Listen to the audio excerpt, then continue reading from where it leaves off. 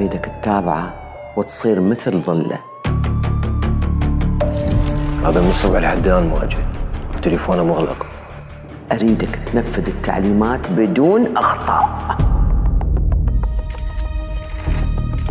خبر أشرف اللبناني وأنا أحكي له حقيقة هاي الشركة الوهمية اللي هي كذب بكذب. هاي الذلة ما أعيش بيها. بابا أنت ضم علي شيء؟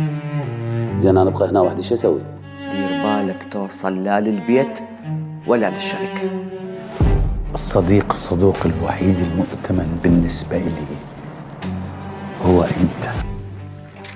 اللي سويته ابتزاز مو من شيء من الزلم. أنا ما لي علاقة، ها عملية نصب، أنا أنسحب.